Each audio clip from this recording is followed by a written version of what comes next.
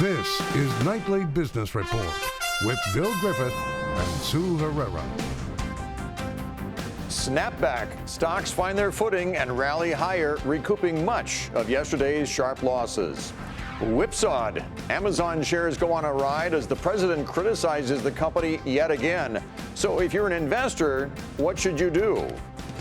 And spot on. Meet the two freshly minted billionaire founders of Spotify. All that and more tonight on Nightly Business Report for this Tuesday, April the 3rd. And we bid you good evening, everybody. I'm Bill Griffith. Sue has the evening off. Stocks bounced back on Wall Street today, shaking off, at least for now, those concerns about a trade war. Technology shares also stabilized. Amazon was a bit of a catalyst, with the broader market seemingly mirroring the online retailer's every move. We'll have more on Amazon's interesting day a little bit later in the program. Another focus today, the debut of online music service Spotify. Now, this is a bit of a complicated story. This was a direct-to-market offering, meaning that insiders sold their own shares. This was not a traditional IPO where new shares are created for public consumption. So the 13% gain that you see was from what is known as a reference price set by the New York Stock Exchange, and that was at $132 a share. Today's opening price actually turned out to be the high of the day at $165.90. Another thing to keep an eye on, late in the day, police responded to an active shooter situation at Google's YouTube headquarters in San Bruno, California. Several injuries were reported, and a female suspect was reportedly killed. As for the markets, here are the final numbers for this Tuesday. The Dow rose 389 points, putting us back above 24,000. The Nasdaq climbed by 71, and the S&P added 32. And while stocks did take a break from tariff and technology concerns, there is another issue on the horizon for investors to keep on their radar. As Bob Pisani tells us now, we are entering a period known as the midterm slump. Traders already concerned about trade wars and high-tech valuations are also eyeing a seasonally unsettling phenomenon called the midterm presidential cycle slump. Yikes. The 2 quarters we are now entering leading to the November midterm elections are the worst 2 quarters of the entire 16-quarter presidential cycle, 4 years. Since World War II, they are the only 2 quarters that average successive declines for the S&P 500, falling 2.2% and 0.9% respectively. Now, why does this happen, and is this a factor in the current weakness we're seeing? Well, it happens because of uncertainty. The first year of a president's term, the president is setting an agenda, passing legislation. But once you get into the second year, the administration gets more cautious because there's anxiety and uncertainty around the midterm elections. So there's not a lot of good news left to be built into share prices. Here's the good news. The trading activity around the actual midterm elections, that's in November, are typically bullish. The Stock Traders Almanac notes that the Dow has gained an average of 2.7% during the 8 trading days around the November elections going back to 1934. But there's a long way between now and November. Lots of volatility. For Nightly Business Report, I'm Bob Pisani at the New York Stock Exchange. Now, the fear over a possible trade war that has ruffled feathers in the market recently stems from the uncertain fallout for companies that could be affected. But there's also an economic impact, and Steve Leisman takes a look at that for us tonight. Ask an economist what kind of economic impact to expect from President Trump's protectionist trade policies, and there's almost no chance he or she will muse about the upside benefits, said Joel Prack, and chief U.S. economist of macro advisors by IHS Markit. Quote, "The concern, of course, is that it escalates into something worse, and that concern is being reflected in equity valuations, which constitute a new set of initial financial conditions that could weigh on the forecast if they persist." So far, the best forecast is that at current levels, the new trade tariffs will have only a modest impact on growth. But J.P. Morgan's chief U.S. economist Mike Feroli says, quote, "We've had a hard time pinning down a specific GDP number for the impact of tariffs on the economy. We don't really have a sense of how bad the policy developments can get." Peter Navarro, the architect of the president's trade policy, says the market has it wrong, that it should focus on the positives in the economy from the president's tax cuts and other administration policies and not worry about trade. The market is reacting in a way which does not comport with the strength, the unbelievable strength of President Trump's economy. I mean, everything in this economy is hitting on all cylinders because of President Trump's economic policies. The trouble is that this is a chess game where the moves are unclear. If the administration imposes another $60 billion in Chinese tariffs, as it has threatened, and China reciprocates, is that the end? Or is there another round to come? Economists say they can't gauge the economic impacts until they know the answer to that and other questions. So their best bet is think hardest about the chance that it gets worse from here, not better. For Nightly Business Report, I'm Steve Leisman. By the way, the White House is expected this week to come out with that list of Chinese products that it will be hitting with tariffs, and tech is certain to be high on that list. Josh Lipton tells us now about why tech has so much on the line and the fallout that might occur. U.S. Trade Chief Robert Lighthizer says that the Chinese aren't playing fair when it comes to American tech, that they pressure U.S. tech companies into transferring their technology to Chinese partners and flat out steal American IP. That theft costs the U.S. economy between $225 and $600 billion annually. There are real-world implications of this Chinese theft. For example, in December, U.S. chipmaker Micron filed a lawsuit in San Francisco accusing United Microelectronics of Taiwan and a Chinese startup of conspiring to steal its technology. Micron alleges that the defendants recruited key personnel from Micron's Taiwan unit, getting them to deliver trade secrets, a bold scheme for the Chinese company to avoid hundreds of millions of dollars in costs and months of R&D effort. One of the most important parts of our entire economy is the IP protection. It's an extreme competitive advantage for the United States, and it's the core of an enormous number of sectors that you don't think of quite as high tech. And tech will be the next front in the administration's attempt to reboot the U.S.'s trading relationship with China. Coming this week, tariffs on Chinese imports. Now, we still don't know which Chinese imports the Trump administration could target with these tariffs exactly, but Lighthizer suggests the products could include robotics, machinery, and information technology. Economist Mary Lovely says U.S.-based tech companies should be concerned. They should be worried because they depend heavily on global supply chains, particularly in communications and computer parts. Those are some of the most heavily fragmented production processes. A lot of their basic production is located in China and mediated by foreign invested enterprises owned by the Taiwanese, the Japanese, South Koreans. So they are very vulnerable. The tech industry doesn't want to see tariffs on their goods because that can only mean increased costs. Costs that they will pass right along to consumers and companies, potentially impacting demand. There's another possibility, though, that these very tough tariffs on tech are proposed but never actually go into effect, that they're just one more hard-nosed bargaining tactic by the Trump administration as it continues negotiating with Beijing. For Nightly Business Report, I'm Josh Lipton, San Francisco. Time to take a look now at some of today's upgrades and downgrades. Citigroup upgraded shares of U.S. Steel today to buy from neutral. The Citi analyst saying that following a recent 25% pullback in the stock, he now sees good value and creates a good opportunity for investors. The price target was raised to $46 from $43 a share. U.S. Steel closed at $35 even, up more than 2%. Meanwhile, Schlumberger was raised at SunTrust Robinson Humphrey to a buy from a hold. The analyst there says that the stock's roughly 20% pullback recently over the past year represents a buying opportunity. That price target stays, though, at $80. And today's shares finished at $64.79, also up 2%. Loop Capital cut its rating on GameStop to hold from buy, the firm citing a lack of positive catalysts ahead for the video game retailer. Loop reaffirmed its buy rating on the company 2 weeks ago, but last week's poor earnings report led to several other Wall Street firms turning more bearish. Loop also cut its price target to $14, all the way from $26. GameStop rose 1.5% today to $13.01. And Stifel Nicolaus has cut its price target on General Electric to $13 from $15. The firm also slashed GE's first quarter earnings expectations, citing continued challenges in its power division. But Stifel did keep its hold rating on that stock. GE was up a penny today to $13.13. Well, the spring sales season has started with a bang for automakers. March numbers were far better than expected.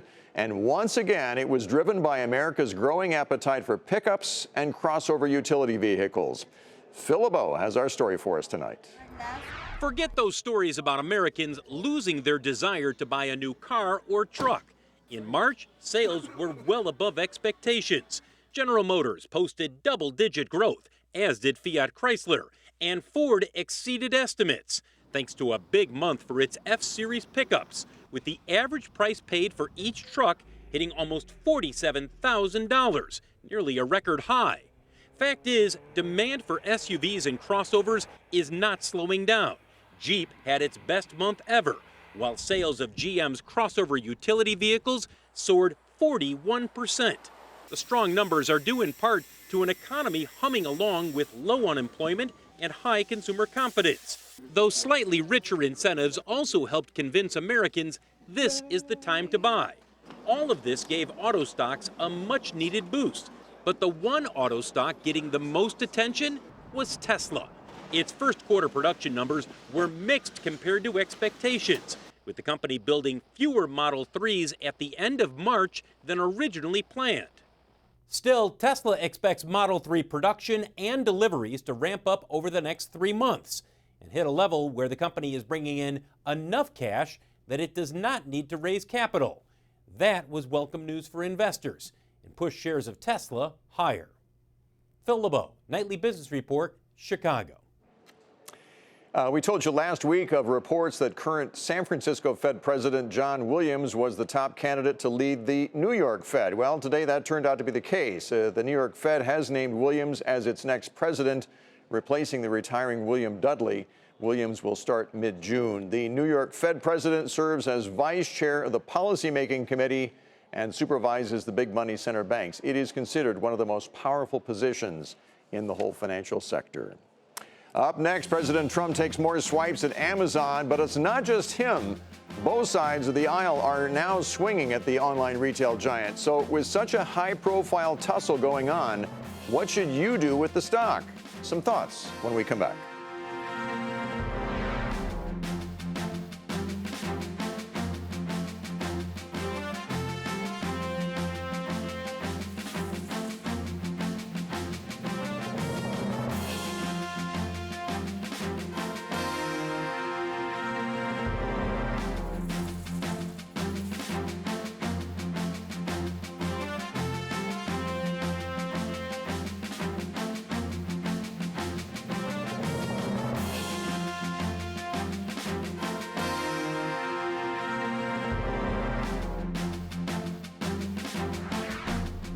The president continued his criticism of Amazon this morning on Twitter, this time saying, and I quote, "I am right about Amazon costing the United States Post Office massive amounts of money for their being their delivery boy. Amazon should pay these costs plus and not have them borne by the American taxpayer. Many billions of dollars. Post Office leaders don't have a clue, or do they?" And then he followed up later with this. The post office is losing billions of dollars, and the taxpayers are paying for that money because it delivers packages for Amazon at a very below cost. And that's not fair to the United States. It's not fair to our taxpayers. And a report just came out. They said $1.47, I believe, or about that, for every time they deliver a package. The United States government, meaning the post office, loses $1.47. So Amazon is going to have to pay much more money to the post office. There's no doubt about that. All right, here's the chart of today's trade. As you can see, shares moved both times the president commented on the stock, but then the stock did spike late today on reports that said that there are no ongoing talks in the White House about action against Amazon. So in the end, shares ended up about 1.5% today. But is Amazon actually getting a great deal when it comes to shipping costs? Our Morgan Brennan did some digging to learn more about the actual deal between the e-commerce giant and the U.S. Post Office. The Postal Service and Amazon have a symbiotic relationship. The USPS has lost money for over a decade, a big portion from pension and health care related costs, but also because first-class mail, its biggest, most profitable business, has been nosediving. Package delivery has been the answer, growing at double-digit rates to now account for more than a quarter of revenue. And it makes sense, since the Postal Service is obligated by law to deliver mail to every address already. Any deal the quasi-governmental agency strikes on its competitive products, including Parcel Select, the last-mile delivery service that Amazon uses, is reviewed by a group of independent regulators called the Postal Regulatory Commission to ensure it makes economic sense. Over the years, the commission has signed off on the rates being charged. Here's where it gets complicated. How do you determine what makes economic sense, especially when package volumes have surged and when profit from the mail business, which is a monopoly, has gone toward building out the broader transportation network? Now factor in retirement costs, and that is how Citi analyst Chris Wetherbee got to the conclusion last year that if costs were allocated the way a company would, average packages, and not just Amazon's, would cost almost $1.50 more to deliver. That's the crux of President Trump's argument, an argument based on many variables, including timing. Since Amazon's deal with the Postal Service is said to be up for renegotiation later this year, it's complicated. For Nightly Business Report, I'm Morgan Brennan at the New York Stock Exchange. And it's not just the president who is attacking Amazon. Lawmakers on both sides of the political spectrum have also raised concerns about whether the e-commerce giant has gained too much pricing power over its merchants. Ilan Mui has that part of the story for us tonight from Washington. The gloves came off in President Trump's battle with Amazon today. The president was meeting with Baltic leaders at the White House when he was asked about the online retail giant. And as usual, Trump did not hold back. Post office is losing billions of dollars, and the taxpayers are paying for that money because it delivers packages for Amazon at a very below cost. And that's not fair to the United States. It's not fair to our taxpayers. You look at some of these small towns where they had a beautiful Main Street with stores, the stores are all gone. So that's a different problem that we're going to have to talk about. Fundamentally, the president is arguing that Amazon is just too big and too powerful, and there are lawmakers from both parties who agree with him. Republican Senator Marco Rubio recently tweeted that new economy monopolies will require close monitoring. That sounds a lot like the rumblings from Democrats and independents as well. Elizabeth Warren and Bernie Sanders have warned that Amazon's broad influence could be anti-competitive. And Senator Cory Booker has asked the DOJ and the FTC to weigh in on what he called the rising tide of corporate concentration. Corporate monopolies are generally considered bad because they allow companies to overcharge for their products. But Amazon is getting slammed for lowering prices too much, something that consumers actually like. To violate antitrust laws, it's not just because you're big. You have to be anti-competitive, you have to be hurting consumers, and nobody is really making that case. Amazon's critics say the company is using its pricing power to squeeze its suppliers, its vendors, and even its workers. But it's tough to prove that's anti-competitive and not just smart business. For Nightly Business Report, I'm Ilan Mui in Washington. Well, our guest tonight says that the criticism and attacks on Amazon could continue to put pressure on the stock near term. Joining us tonight, Timothy Lesko. He's principal and portfolio manager at Granite Investment Advisors. Tim, good to see you. Welcome. Oh, thanks for having me. We should point out, you're not exactly a bull long term on this stock. You think it's expensive, yes? I think it's expensive from a valuation standpoint. Certainly, it's hard to argue with the fact that Amazon provides a really good service. Most people use them, and you see online shopping continue to grow. So I wouldn't say that I'm bearish on what Amazon does as a business. Just the valuation of the stock doesn't make a whole lot of sense to us as value investors. Now, how do you evaluate the attacks, the criticisms of the company and its business model and its business relationship with the post office? Are those fundamental headwinds that investors should be concerned about, do you think? I think with any company that's facing pressure from the government or perceived pressure from the government, it's going to create weak shareholders, possibly running for the hills. Most people that own Amazon don't own it for this quarter's earnings or next quarter's earnings. They own it for what they think Amazon's going to do over the next 2, 5, 7 kind of years. And that's probably the time frame where any sort of government action would take to actually play itself out. There have been, a number of different instances where companies have been under that kind of pressure. Microsoft's probably the best example of which. And it almost seems funny now that the government once sued Microsoft for giving away web browsers. So our guess usually is that the government will be behind what the real problem is, but it certainly will create shareholder weakness and probably some stock weakness. All right, but I guess it goes back to fundamentals then. If this has an impact on the company, it'll show up in their earnings. Do you think that's going to happen? I think it's hard to see. I think the $1.50 number that people have been throwing out, if all of a sudden it costs them another $1.50 to send packages, certainly you could see some near-term or medium-term pressure on expected earnings. But when a stock is trading at 300 times earnings, it's really hard to see what earnings degradation is going to do to the stock. You'd really have to see whether this government pressure put any pressure on revenue, which is really where the valuation problem also comes into play. And we should not forget how important the cloud business is to Amazon. That's one of their fastest, if not their fastest growing business right now, right? Right, and that's really the profitable side of the house, as is the business where they're actually hosting selling goods and services online for other companies. So it's hard to say that they're hurting small businesses when they actually provide the infrastructure for a lot of small businesses that compete on the internet. So it's a very, very complex matter, but certainly anytime the government is making big statements about a company, it's going to cause some weakness. Timothy Lesko with Granite Investment Advisors. Again, thanks for joining us tonight, Tim. Thanks for having me. General Dynamics buys CSRA, and that is where we begin tonight's Market Focus. The defense contractor said that it had reached a nearly $10 billion deal for the information technology provider, and it comes only 1 week after government contractor CACI International withdrew its own competing offer for CSRA.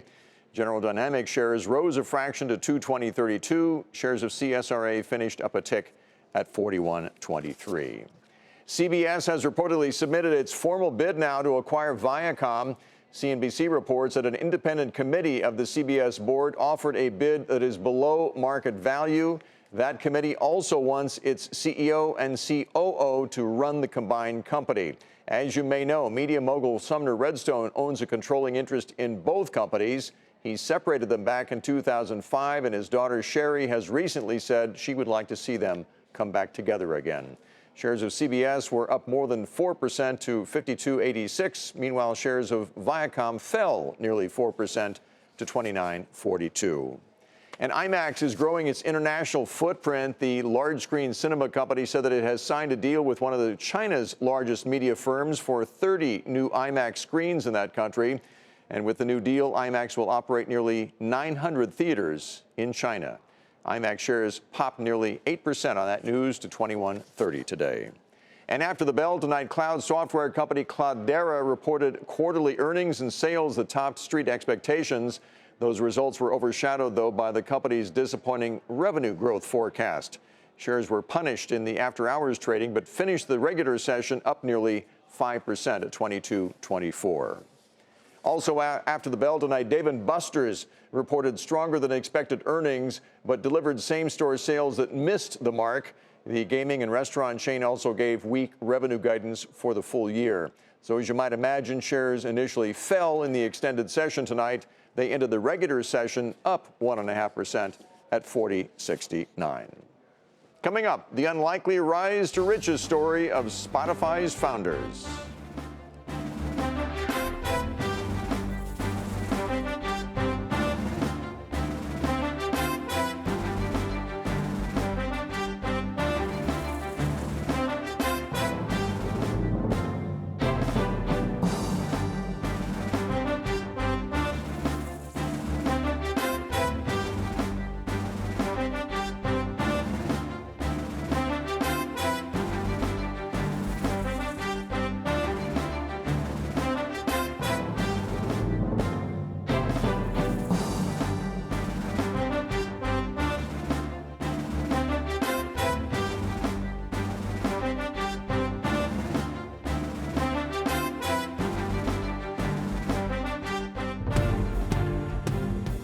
Here's a look at what to watch for tomorrow. Ahead of the big jobs report on Friday, ADP releases its own report on the employment situation, always highly watched. We'll get a fresh read on the housing market with the release of weekly mortgage applications and a look at whether factory orders are growing or slowing. And that's what we'll be watching for on Wednesday. Now, as we told you earlier, music streaming service Spotify made its debut on the New York Stock Exchange today. Shares opened just below $166, putting the company's value at nearly $30 billion. And it still means that Spotify's two co-founders are now officially billionaires. Robert Frank takes a look at the founders' rise to fame and how they might spend their riches. Spotify co-founder Daniel Ek always says he didn't do it for the money, but today's public debut of the music streaming service made him a multi-billionaire and one of the richest people in the world under age 40. The 35-year-old Swede owns 9% of the company directly and more than twice that through his investment holding companies. His stake is now worth over $2.5 billion. His co-founder Martin Lorentzen is now worth more than $3 billion. But don't expect any wild celebrations of wealth from either of them. X started his first tech company when he was 14 and made his first fortune when he was just 23 years old after selling his online ad company at Vertigo.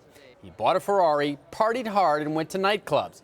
But the wealth and all those gold diggers left him feeling depressed. As he told The New Yorker, quote, "I always wanted to belong, and I had been thinking that this was going to get solved when I had money. And instead, I had no idea how I wanted to live my life." So Ek moved to a small cabin outside Stockholm and eventually came up with the idea for Spotify to revolutionize music.